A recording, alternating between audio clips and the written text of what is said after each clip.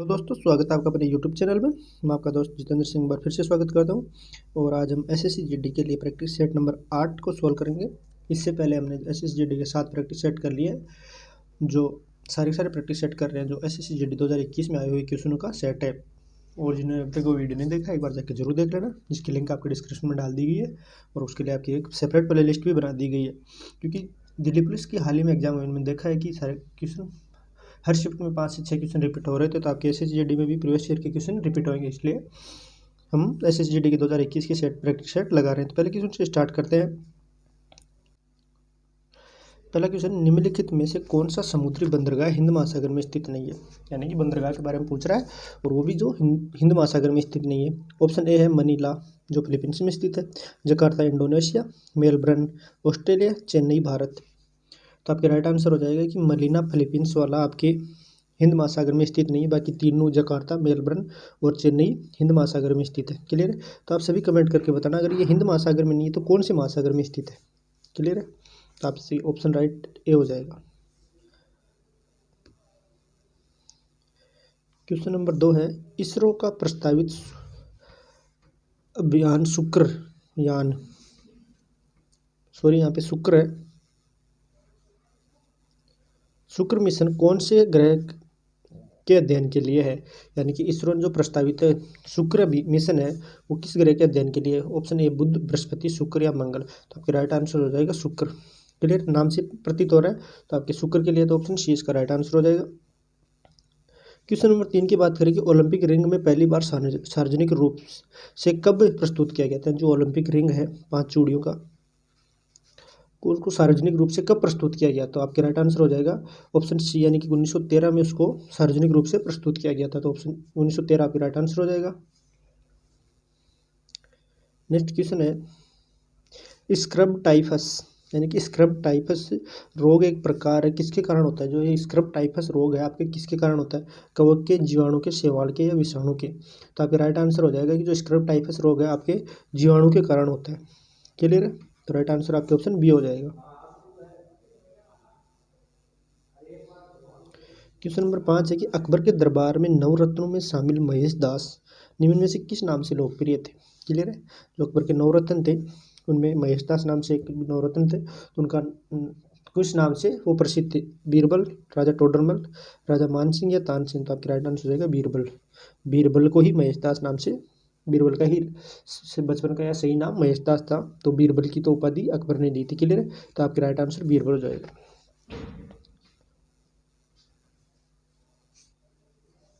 Question number 6 है, मुगल बादशाह शाह आलम द्वितीय ने किस वर्ष में बंगाल, बिहार और उड़ीसा की दीवानी ईस्ट इंडिया कंपनी के अनुदान स्वरूप प्रदान करने का फरमान जारी किया था। क्लियर है कि मुगल बादशाह शाह आलम द्वितीय ने कौन से वर्ष में बंगाल, बिहार और उड़ीसा की दीवानी ईस्ट इंडिया कंपनी को देने के लिए प्रमाण दिया था। क्लियर है। 1740 में, 1765 में, 1732 में, 1756 में। तो आपके राइट आंसर हो जाएगा इसका कि शाह आलम द्वितीय ने 1765 में ईस्ट इंडिया कंपनी को बंगाल, बिहार और उड़ीसा की दीवानी के लिए फरमान दिया था। क्लियर। तो ऑप्शन बी आपके राइट आंसर हो जाएगा। क्वेश्चन नंबर 7 है, यदि प्रकाश एक दूसरे के सामने रखे हुए दो दर्पणों से परिवर्तित होता है तो कितने प्रतिबिंब बनेंगे। यानी कि ये दो दर्पण हैं और इनसे प्रकाश गुजारा जा रहा है, तो कितने प्रतिबिंब बनेंगे। तो आपके ऑप्शन ए है 0, बी अनंत, 2 1। कौन कितने प्रतिबिंब बनेंगे। तो राइट आंसर हो जाएगा इसके अनंत प्रतिबिंब बनेंगे। क्लियर है। तो बी ऑप्शन आपके राइट आंसर हो जाएगा। क्वेश्चन नंबर 8 है, मोहनजोदड़ो में मिले महान स्नानागार को किसकी परत चढ़ाकर जलरोधी बनाया गया था। यानी जो महान स्नानागार मिले थे उनकी किसकी परत चढ़ाई गई थी, उनसे जल बाहर नहीं निकले। ब्यूटीमैन की, एल्फास्ट की, प्राकृतिक चारकोल की या मधुमोम की। तो आपके राइट आंसर हो जाएगा प्राकृतिक चारकोल की परत चढ़ा के उनको जलरोधी बनाया गया था। तो ऑप्शन सी आपके राइट आंसर हो जाएगा। क्वेश्चन नंबर 9 है, भीमा देवी को समर्पित प्राचीन मंदिर कहाँ स्थित है। यानी कि भीमा देवी को समर्पित प्राचीन मंदिर कहाँ स्थित है। ऑप्शन ए है धर्मशाला हिमाचल प्रदेश, ऑप्शन बी है कौसानी उत्तराखंड, ऑप्शन सी है तंजावुर तमिलनाडु और ऑप्शन डी है पिंजौर। तो आपके राइट आंसर हो जाएगा कि भीमा देवी को समर्पित प्राचीन मंदिर पिंजौर हरियाणा में है। क्लियर है। तो पिंजौर आपके राइट आंसर हो जाएगा, यानी कि ऑप्शन डी आपके राइट आंसर हो जाएगा। क्वेश्चन नंबर 10 है, अधिवक्र ग्रंथियां मानव शरीर के किस अंग में स्थित है। जो अधिवक्र ग्रंथियां होती है तो मानव शरीर के किस अंग में होती है, हृदय में, फेफड़े में, यकृत में या वक्र में। तो आपकी राइट आंसर हो जाएगी ये अधिवक्र ग्रंथियां वक्र में स्थित होती है। क्लियर है, तो ऑप्शन डी इसका राइट आंसर हो जाएगा। क्वेश्चन नंबर 11 है, भारत के किस राज्य में माणिक्य वंश का शासन रहा था। यानी कि भारत का वह कौन सा राज्य था जिसमें माणिक्य वंश का शासन रहा था। क्लियर है, तो ऑप्शन ए है Tripura, option B Manipur, option C Gujarat, option D Rajasthan. तो आपके ऑप्शन ए यानी कि त्रिपुरा आपके राइट आंसर हो जाएगा। क्लियर है कि त्रिपुरा में माणिक्य वंश का राजवंश रहा था, तो ऑप्शन ए आपके राइट आंसर है। क्वेश्चन नंबर 12 है, विभिन्न देशों को वर्गीकृत करने में विश्व बैंक द्वारा उपयोग किए जाने वाले मुख्य मापदंड निम्नलिखित में से कौन सा है। यानी कि विभिन्न देशों को वर्गीकृत करने के लिए विश्व बैंक कौन से मापदंड को अपनाता है। क्लियर है, ऑप्शन ए है सकल घरेलू उत्पाद, ऑप्शन बी प्रति व्यक्ति आय, ऑप्शन सी सकल राष्ट्रीय आय, ऑप्शन डी सकल राष्ट्रीय उत्पाद। तो आपकी राइट आंसर हो जाएगा ऑप्शन बी यानी कि प्रति व्यक्ति आय है जो विश्व बैंक विभिन्न देशों को वर्गीकृत करने के लिए मुख्य मापदंड को अपनाता है। तो ऑप्शन बी आपके राइट आंसर हो जाएगा इसका। क्वेश्चन नंबर 13 है, भारतीय संविधान का कौन सा अनुच्छेद भारतीय संसद में मंत्रिपरिषद की भूमिका और जिम्मेदारियों का वर्णन करता है। यानी भारतीय संविधान का कौन सा अनुच्छेद है जो संसद में मंत्रिपरिषद की भूमिकाओं और जिम्मेदारियों का वर्णन करता है। अनुच्छेद 74, अनुच्छेद 54, अनुच्छेद 62 या अनुच्छेद 81। क्लियर है, तो इसका राइट आंसर आपके हो जाएगा कि अनुच्छेद 74 है जो मंत्रिपरिषद भारतीय संसद में मंत्रिपरिषद की भूमिकाओं और जिम्मेदारियों का वर्णन करता है। तो अनुच्छेद 74 आपके राइट आंसर हो जाएगा। नेक्स्ट क्वेश्चन है 14वां, राज्यों की परिषद जिसे राज्यसभा कहते हैं कामकाज की प्रक्रिया और आचरण के नियम के तहत राज्यसभा का सभापति उपसभापति के पैनल में से 6 सदस्यों को नामित करने के इनमें से एक सभापति और उपसभापति दोनों की अनुपस्थिति में सदन की अध्यक्षता कौन करता है। यानी कि राज्यसभा में 6 सदस्यों को पैनल के द्वारा मनोनीत किया जाता है जिसमें यानी कि सभापति और उपसभापति की अनुपस्थिति में राज्यसभा के कामकाज की अध्यक्षता कौन करेगा, अध्यक्षता करता है, वो किस नियम के अनुसार करता है। तो आपके नियम 10 के अनुसार, नियम 8 के अनुसार, नियम 6 के अनुसार या नियम 12 के अनुसार। तो आपके राइट आंसर हो जाएगा कि नियम 8 के अनुसार उसकी अध्यक्षता करता है। क्लियर है, राइट आंसर यानी 6 सदस्यों में से एक करेगा तो नियम 8 के अनुसार करेगा उपसभापति और सभापति की अनुपस्थिति में।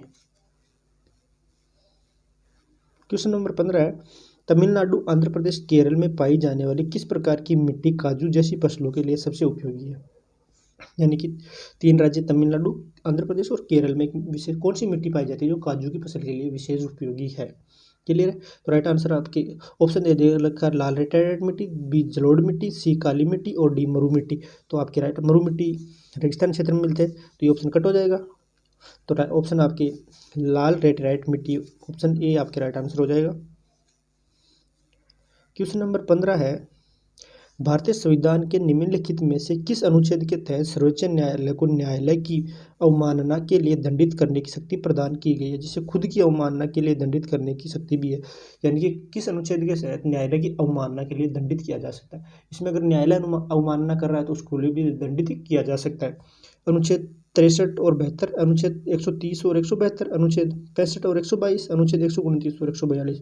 तो आपके राइट आंसर हो जाएगा कि अनुच्छेद 129 और 142 के तहत न्यायालय की अवमानना करने पर उनको दोषी समझ के सजा के लिए दंडित किया जा सकता है। तो राइट आंसर आपके ऑप्शन डी हो जाएगा।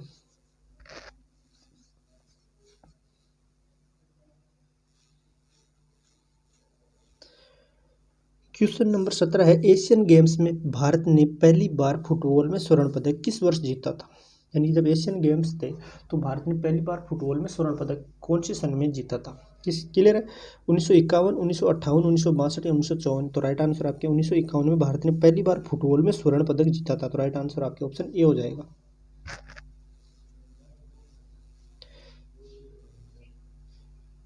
क्वेश्चन नंबर 18 है, क्वेश्चन नंबर 18 है, पावो क्रिस्टेटस को सामान्यतः किस रूप में जाना जाता है। यानी कि रिक्त स्थान दे रखा है उसको आप किस रूप में जाना जाता है, कबूतर, मोर, वनमानुष या कुत्ता। पाओ क्रिस्टेटस है उसको किस रूप में जाना जाता है। तो आपके राइट आंसर हो जाएगी उसको मोर को पाओ क्रिस्टेटस के रूप में जाना जाता है। क्लियर है, तो आपके राइट आंसर ऑप्शन बी हो जाएगा। नेक्स्ट क्वेश्चन है, निम्नलिखित में से क्या ठोस अपशिष्ट का जैव अपघटन क्या का रूप है, यानी कि निम्नलिखित में से कौन से ठोस अवशिष्ट है जिनका जैव अपघटनीय रूप है। तो option A compost, option B tyre, option C plastic या ऑप्शन डी कांच। तो आपके राइट आंसर हो जाएगा कि कंपोस्ट का ठोस अपशिष्ट जैवीय अपघटन है। क्लियर है? आपके राइट आंसर ऑप्शन ए हो जाएगा, कंपोस्ट। क्वेश्चन नंबर 20 आपके, नालंदा और विक्रमशिला विश्वविद्यालय के संस्थापक कौन थे, यानी कि नालंदा और विक्रमशिला विश्वविद्यालय के संस्थापक कौन थे। धर्मपाल, महिरभोज, गोपाल या लक्ष्मण सेन। तो आपके राइट आंसर हो जाएगा धर्मपाल थे, जो नालंदा और विक्रमशिला विश्वविद्यालय के संस्थापक थे। क्वेश्चन नंबर 21 है, 2014 में इंडियन डेयरी एसोसिएशन IDA द्वारा शुरू किया गया राष्ट्रीय दुग्ध दिवस कब मनाया जाता है, यानी कि राष्ट्रीय दूध दिवस कब मनाया जाता है। 29 अक्टूबर, 26 नवंबर, 14 जुलाई, 31 सितंबर। तो आपके राइट आंसर हो जाएगा कि राष्ट्रीय दुग्ध दिवस आपके 26 नवंबर को राष्ट्रीय दुग्ध दिवस मनाया जाता है, जो इंडियन डेयरी एसोसिएशन द्वारा 2014 में शुरू किया गया था। तो राइट आंसर आपके 26 नवंबर हो जाएगा। नेक्स्ट क्वेश्चन की तरफ बढ़ते हैं।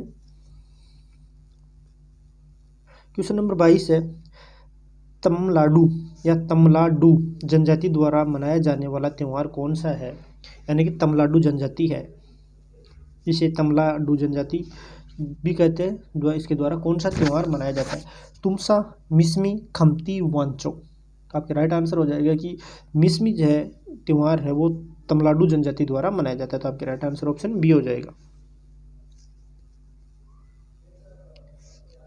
क्वेश्चन नंबर 23 है, राष्ट्रीय नमक सत्याग्रह स्मारक कहाँ स्थित है, यानी कि राष्ट्रीय नमक सत्याग्रह स्मारक है वह कहाँ स्थित है। ऑप्शन ए गुजरात, महाराष्ट्र, दिल्ली या पुदुचेरी। तो आपके राइट आंसर हो जाएगा कि राष्ट्रीय नमक स्मारक है वो गुजरात में स्थित है। क्लियर है? तो राइट आंसर आपके गुजरात हो जाएगा। क्वेश्चन नंबर 24 है, भारत में ब्रिटिश शासन के दौरान निम्नलिखित में से किसने रेतवाड़ी व्यवस्था की शुरुआत की थी, यानी ब्रिटिश शासन के दौरान भारत में रेतवाड़ी व्यवस्था की शुरुआत किसने की थी। Lord Minto, captain Alexander Reid, Warren Hastings या लॉर्ड डलहौजी। तो आपके राइट आंसर हो जाएगा इसका कि कैप्टन अलेक्जेंडर रीड ने ब्रिटिश शासन के दौरान भारत में रेतवाड़ी व्यवस्था की शुरुआत की थी। ऑप्शन बी आपके राइट आंसर हो जाएगा।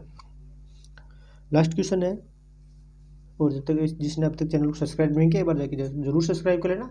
और जो दोस्त अब SSC GD की तैयारी कर रहे हैं अपने दोस्तों के साथ इसको ज़्यादा से ज़्यादा शेयर कीजिए, क्योंकि ये सारे क्वेश्चन SSC GD 2021 में आए हुए क्वेश्चन है जिनके हम प्रैक्टिस सेट लगा रहे हैं, तो आपकी आगामी SSC GD परीक्षा के लिए बहुत ही हेल्पफुल रहेंगे। क्योंकि SSC GD में देख लो, चाहे दिल्ली पुलिस के हाल ही में एग्जाम हुई सभी में देख लो प्रीवियस ईयर के क्वेश्चन ही आपसे पुटअप हो रहे थे। तो प्रीवियस ईयर के क्वेश्चन सेट लगाना बहुत इंपॉर्टेंट है आपके लिए, क्योंकि क्वेश्चन बार बार रिपीट होंगे, इसलिए ये सेशन जरूर देकर अपने दोस्तों के साथ भी शेयर कीजिए। लास्ट क्वेश्चन देखते हैं आज के सेशन का, भारतीय संविधान का द्वैध शासनीय प्रणाली किस देश से ली गई, यानी कि भारतीय संविधान में द्वैध शासनीय प्रणाली है वो किस देश से ली गई है। ऑस्ट्रेलिया से, अमेरिका से, आयरलैंड से या यूनाइटेड किंगडम से। तो राइट आंसर हो जाएगा आपके यूनाइटेड किंगडम से भारतीय संविधान की द्वैध शासन प्रणाली ली गई है। तो इसका राइट आंसर आपके ऑप्शन डी हो जाएगा। तो ये थे आज के SSC GD के लिए 25 क्वेश्चनों का प्रैक्टिस सेट। अगर जानकारी अच्छी लगी तो हमारे चैनल को लाइक और सब्सक्राइब कीजिए। मिलते हैं नेक्स्ट प्रैक्टिस सेट के साथ। अभी थोड़ी देर में आपके लिए दिल्ली पुलिस के 50 क्वेश्चन सेट लेके आएंगे, जिनकी हाल ही में दिल्ली पुलिस की एग्जाम हुई थी, तो आपके SSC GD के लिए बहुत इंपॉर्टेंट रहेंगे। मिलते हैं थोड़ी देर में। जय हिंद, जय भारत।